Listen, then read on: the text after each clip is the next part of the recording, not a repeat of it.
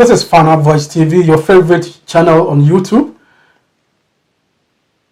Today we ask a simple question. Can Africa, Mother Africa, surprise the world? When will Mother Africa quit taking loans and grants? Countries in Africa have huge debts to pay. A beggar has no choice. Yet our leaders go to the UN General Assembly and claim that we are okay.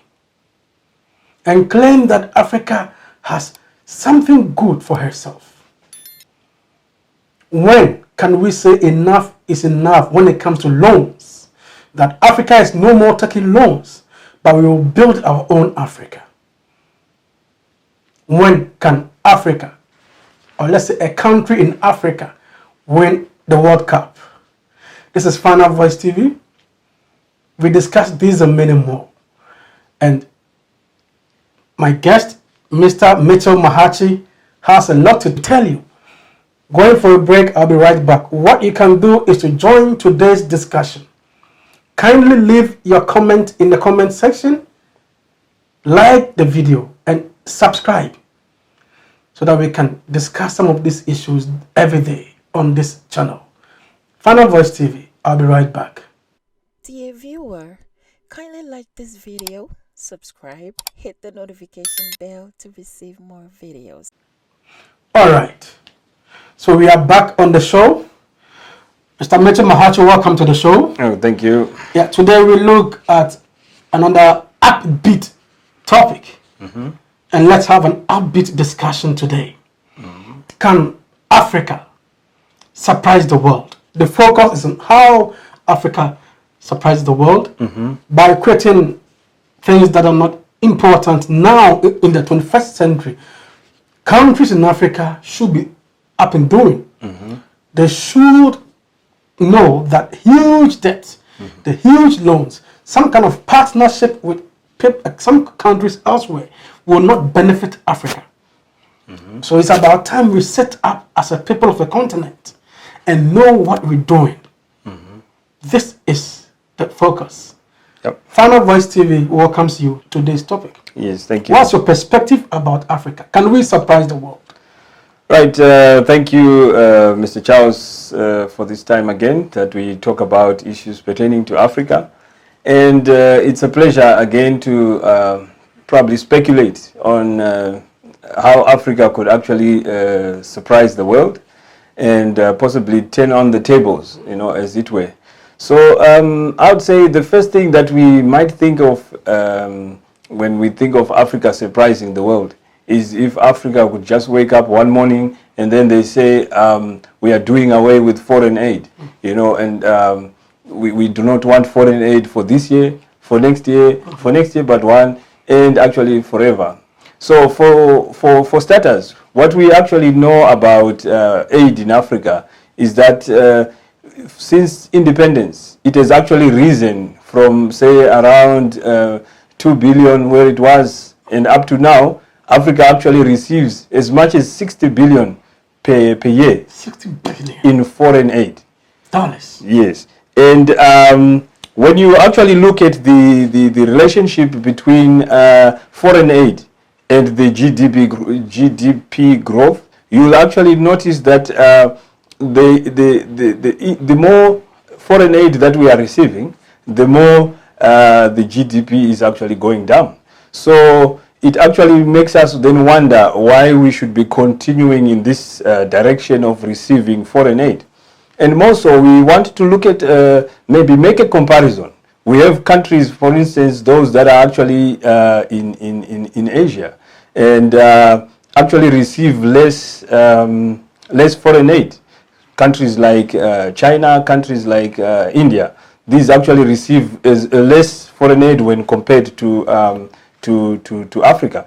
And when you make this comparison, you will actually come to know that between 1980 and 2000, the number of people who actually moved out of poverty globally, they estimate to be around 700 million that were actually taken out of poverty globally. And of these 700 million, 600 million of them are actually in China. So the rest of the world then shares the remainder. But otherwise, 600 million were taken out of poverty in China between 1980 and 2000. So we look at it now. So remarkable. Yes, yeah, it's really remarkable. So when we look at the number of people which we have managed to take out of poverty in Africa between the same period and the amount of aid that we actually get, it actually does not tally. So this is when we ask this question, can Africa actually turn the tables and surprise the world by just coming out one day and saying we do not want to receive foreign aid? Because in my view, foreign aid is actually causing less development. And so Africa should not be at the receiving end. Yes. It's always like we're going for something because we know they will give it to us. We're going to China, we're going to Europe, we're going to America, Australia, because we know that should we go there, we will get it. And therefore, we will not sit down to think about what we can do to take this number of poor people out of poverty like China did. Yes. So how did Singapore do it? How did India do it? How did China do it? They have the numbers like Africa. And even within Africa are countries. But look at China, it's just one nation. Yeah. So how did they do it? Yes. This is the question that we want to answer. This is Final Voice TV. What you can do now is to leave your comment in the comment section, like this video, and kindly subscribe. Let's build the audience so that we can discuss some of these issues on the table. Africa on the map, your country, my country, needs to sit up and end poverty. We should not be going out there to be begging for loans and grants all the time. Can we surprise the world as a continent? So what else do we look at? Right, the other issue that we can actually think of is, like I said, we are dreaming.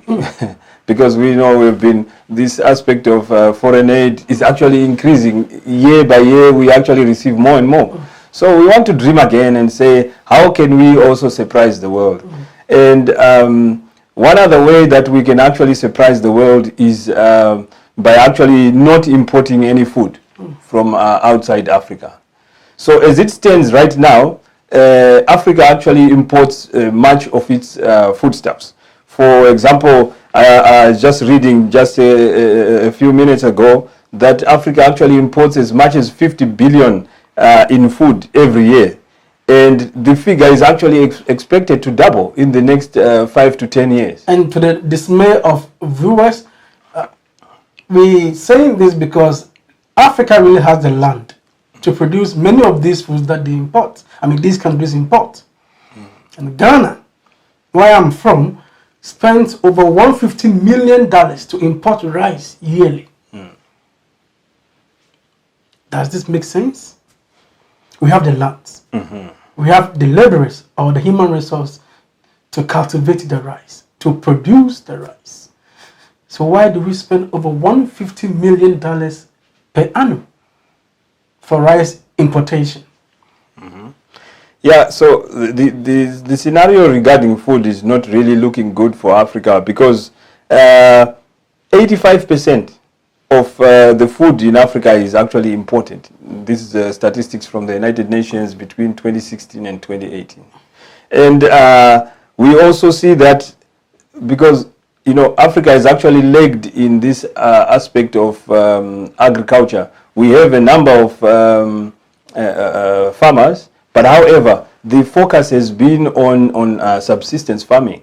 And because of these subsistence farmers, we actually do not take care then of those that, for instance, stay in urban areas and so on.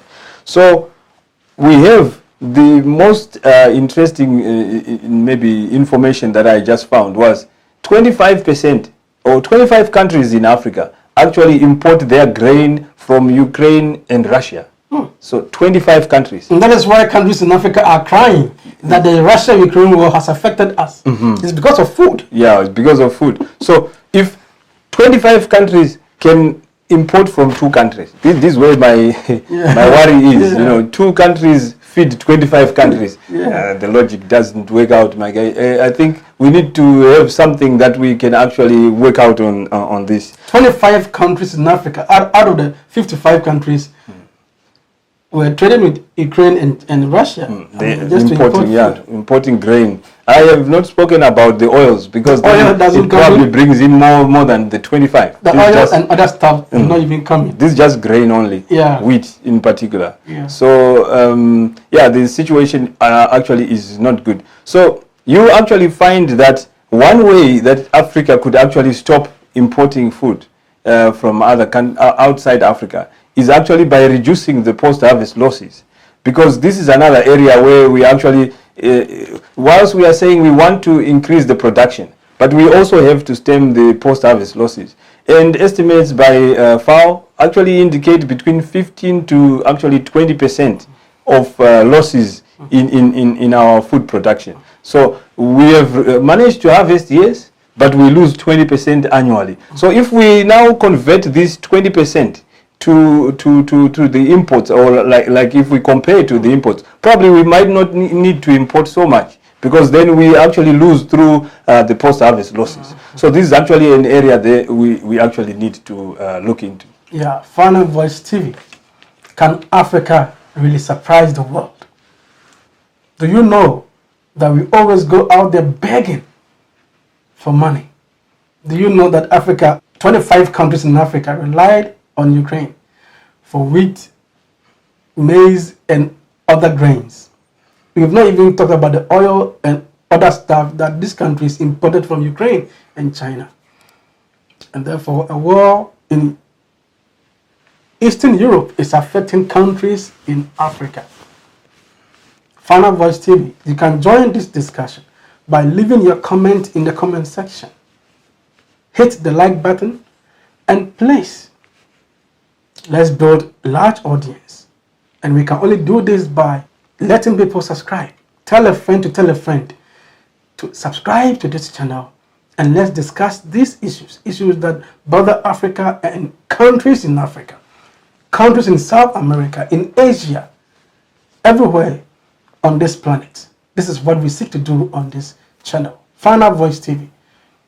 Going for a break, I'll be right back. Can Africa surprise the world? Are there means? Yeah, there are so many ways in which Africa can actually surprise the world. We have just spoken a few of them. There are just so many, believe me, there are so many. And I'm thinking one way in which Africa can actually surprise the world is through electrifying the whole of Africa. We just wake up and then the whole of Africa is actually electrified. That is the energy part. Yes. So what we have currently is a situation where more than 600 million of the population in Africa actually do not have access to power.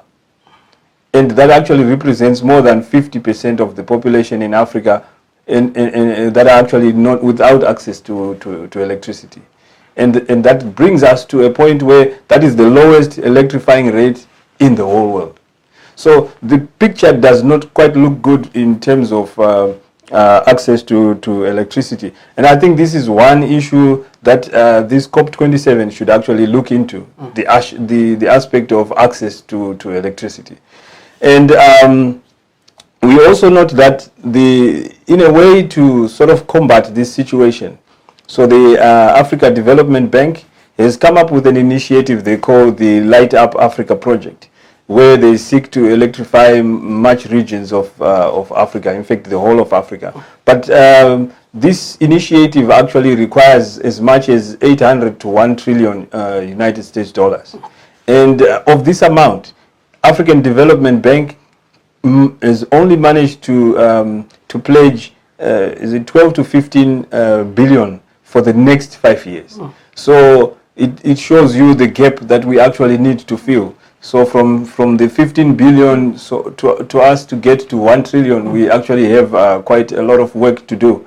So, but this is actually one way where I believe the space could be opened up. You know, some creativity is actually required in this sector, because all along electricity production has been left over to government parastatals in most of Africa. Many countries in Africa. And but they've not managed to like produce electricity for much of the people. So this sector has to be opened up to other players, you know, independent power producers who should actually come up in the space.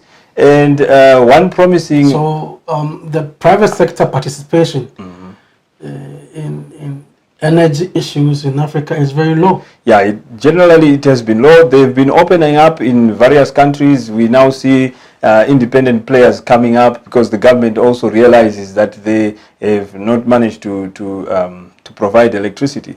But one model which actually proves or maybe might be successful in Africa that we have seen in Europe is the renewable energy cooperative model, which actually has managed to usher in Europe, you know, this energy transition from fossil fuels to renewable energy. Much of it has actually been spurred by renewable energy cooperatives. So by opening up this space, I think that we can actually surprise the world one time, and we just wake up with the whole of Africa electrified. Electrified one day.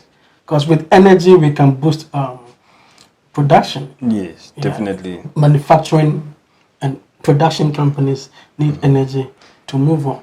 What other things can Africa do to surprise the world? Can we show that this is what we can do as countries in Africa? So one other way that I'm thinking that we can actually surprise the world is this particular year we are actually hosting the COP27.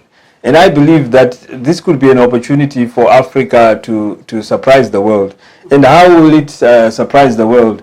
It will surprise the world by addressing the adaptation issues to do with climate change. Because in the past conferences, the issue has just come up, and the issue of financing in particular is maybe not been concluded or finalized. So probably we could surprise the world by coming up with an agreement that could actually work for all the parties concerned, and particularly raising the amount of finance that can be used in Africa for adaptation issues. Because in Africa, the issue of adaptation is actually of paramount importance. We see when we have droughts, for instance, in North Africa, we saw in Somalia, and the adaptation measures now that can be taken by the people in these areas are actually hampered by lack of finance.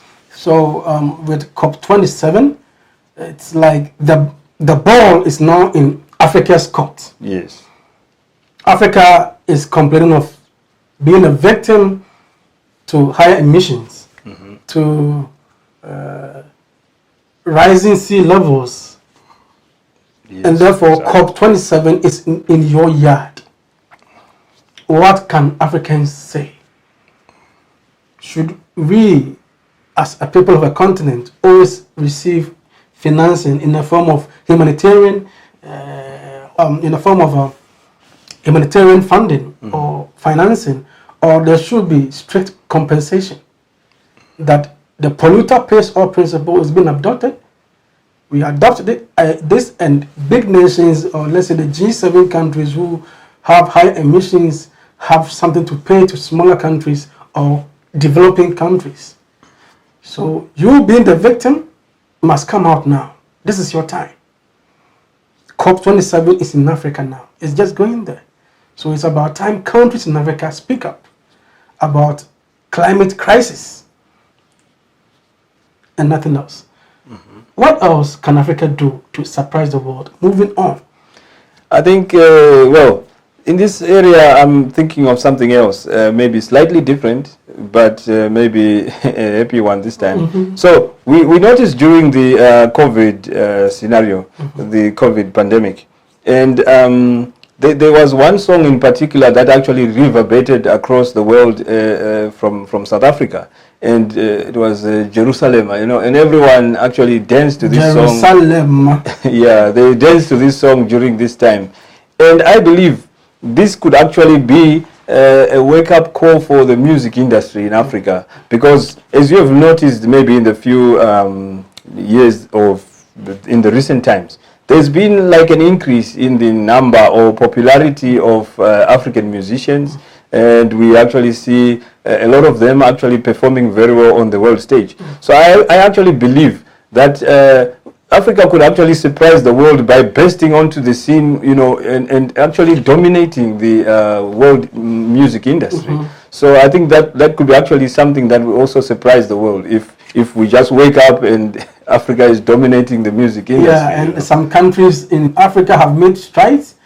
South Africa, as you mentioned, look at Nigeria, Wizkid, Burna Boy, Davido, Thames, and I mean, Yemi Alade. You go to Ghana, you see Sarkodie. I mean, many others are, but at least the numbers can increase. We can do more than what we are doing now when it comes to the music industry. Yeah, definitely, definitely. So yeah, in the areas of you know, entertainment, I also believe that Africa could actually surprise the world. And finally, maybe, just maybe, you know, South Africa could just wake up one time and win this World Cup that is coming in November. They bring it back to Africa, you know. So I mean, not back to Africa because it has never been. Back to Africa. So that would be one way that we could actually surprise the world. So the world could be surprised. I mean, if Africa wins the World Cup for the first time, a country in Africa wins the World Cup for the first time. We've ever hosted it in South Africa, but never won it. You've seen about 3 countries making it to the semi-finals. Senegal, Ghana, Cameroon. But hey, the cup must come home. The cup should be won this time round. We can do it. Let's surprise the world in terms of sports, that we can actually win the World Cup. So, your last submission ever, can we surprise the world? Yes. Especially when it comes to food production, so that we don't go out there to seek for or borrow food. I mean, is it a case of we not having the land or the inputs or the know-how to produce more food, to feed the people? I'm linking this to food security. Can we surprise the world when it comes to food security? Yeah, Africa could actually do that. But you see, the issue of food production in Africa is really complex. And it actually needs to be approached in a more comprehensive manner. So on one end, we are talking about the food production. Yet on the other hand, we also have the population increase. So this also needs to be done, you know, in tandem with the population increase. And then we also have aspects to do with research and development. So with the climate change that we continue to talk about, what are the opportunities, what are the threats to the current, you know, seeds or whatever that we are actually doing currently? So we need to be researching, you know, just time and again, so that we are abreast with what situation is prevailing.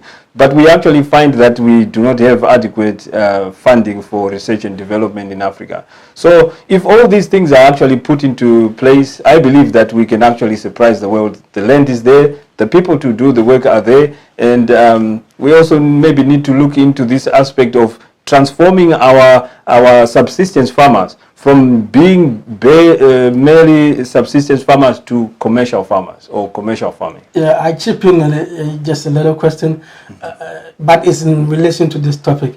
Has democracy failed Africa? Hence, the military taking over? It's like we're waiting for something that we know nothing about.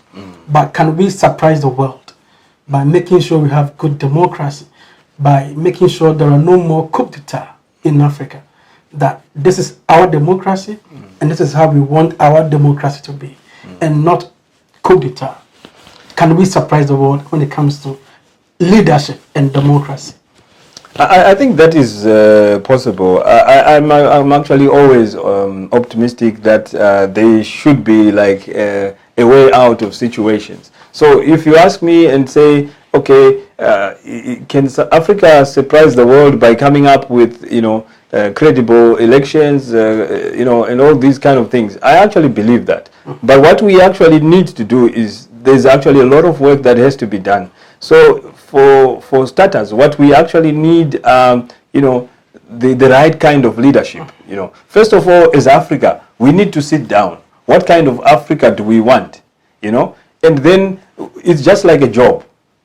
People actually first sit down and they say, what sort of a person do we want? They come up with the job description and whatever, and then they have a picture in mind of the person that they want. So this is the same thing that we need to have in Africa. So, but we unfortunately do not have that. So when we approach the elections, we are just looking at the people that are there, but we are not looking at the qualifications that we want for the people coming for this particular job. So this could be the starting point where we actually decide the Africa that we want. We decide the country that we want. And then we now look for those candidates who are matching the job profile that we actually need. Then that actually then provides the steps for everything else that will follow. Yeah, so democracy has nothing to do with Africa's growth or undergrowth. So if we then come back to this issue of democracy, you know, because democracy principles just, they talk about the involvement of everyone. And definitely you actually need everyone on board to make things work. So the principle of democracy really is really important for Africa. Probably it is the shape of things, how exactly to get to this democracy, which might be of importance. Because mind you, the issue of the democracy has been, you know, the other countries that are using this same model, America and so on, they were established a long time ago, around 1800 and something, and they've been using these same principles ever since. Whereas you find in Africa it's still maybe in its infancy, or maybe it's now a toddler, I don't know. but it is time that it matures though. And I'm sure that if the democracy is actually practiced, it might need to have some modifications, maybe from how it is being operated somewhere. We actually need some discourse on this, on what exactly denotes democracy in Africa. Yeah, so this is Final Voice TV. We end the show about, can Africa surprise the world? Yes, we can do it. Mr. Mitchell Mahachi has mentioned energy, that if we can wake up one day seeing millions of Africans having electricity, that would be a surprise. If we can end or reduce that abject poverty in Africa, just as China did, that would be a surprise. If we can wake up one day and say the World Cup is in Africa, or a country in Africa has won the World Cup, that would be a surprise. He also touched on the creative industry, the music industry, that we need to urge or motivate these guys who are really taking Africa to the next level, putting Africa on the map. So we mentioned democracy. Are we prepared, or are we ready to go on with this kind of democracy we have? Why do we wake up every day to hear coup d'etat? That within 4 months, just within 4 months, Burkina Faso has seen or experienced 2 coup d'etat. Can we grow a country with coup d'etat? 2 coup d'etat within 4 months. What do we want? And he says that first of all, we need to know the kind of Africa we want, the kind of countries in Africa we want, the kind of leaders we want in each country. So in Nigeria, in Ghana, in Zimbabwe, in Sierra Leone, the people within these countries should know their wants. What do we want as a people? What policies and programs do we need in the short term and in the long term? With this, then you choose a leader who fits to help the countries accomplish this short term and long term projects and policies.